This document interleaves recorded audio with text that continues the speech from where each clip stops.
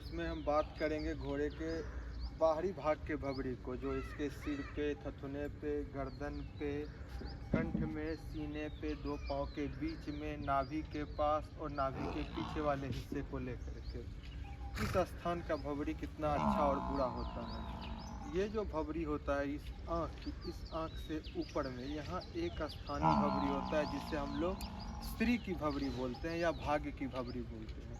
एक यह भवरी परमानेंट होता है, एक चोटी के निचले हिस्से में एक भवरी होता है, यह भी एक परमानेंट भवरी है जो प्राकृतिक रूप से घोड़े को आता है। और एक भवरी इसके दोनों नाक के बीच में इस जगह पे होता है, ये भी एक अप्राकृतिक भवरी है, हर घोड़े में ये देखने के लिए मिलता है।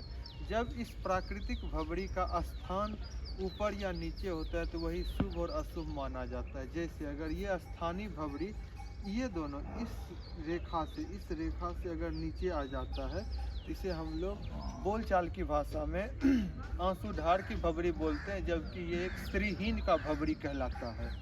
अगर यहाँ पे दो भवरी इस हिसाब से रहे इस पोजीशन में तो उसे हम लोग सिंह राशि बोलते हैं या चांद सूरज बोलते हैं। और अगर ऊपर नीचे रहता है तो उसे हम लोग कलश बोलते हैं या कुंभ राशि का घोड़ा बोलते हैं।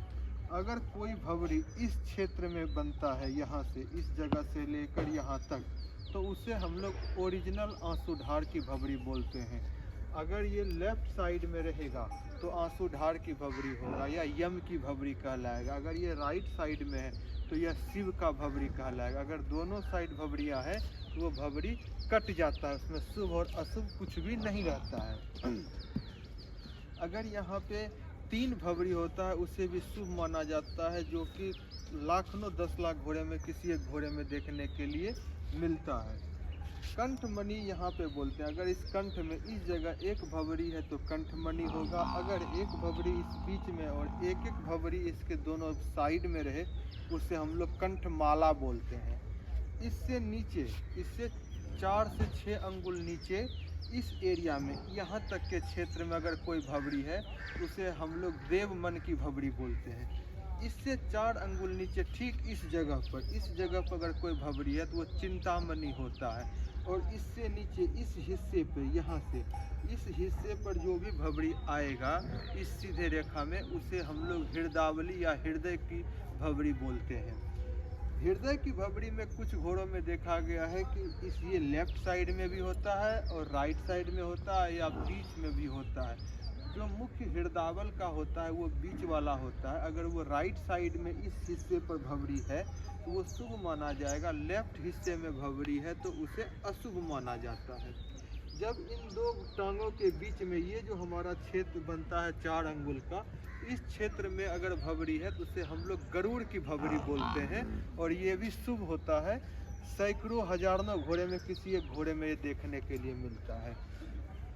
अगर हम इस अगले पैर को मोड़ करके यहाँ पेट में चिपकाते हैं, आप देख रहे होंगे जो यहाँ पेट में सट रहा है, जितना दूर का इसका इस टॉप ये क्षेत्रफल बनता है। अगर इतना एरिया में कोई भवरी है उसे हम लोग गोम की भवरी या तंगतोड़ की भवरी बोलते हैं। इससे आगे और इस रेखा के अंदर जो अगर इस जगह कोई भवरी बन रहा है उसे हम लोग गरुड़ की भवरी बोलते हैं।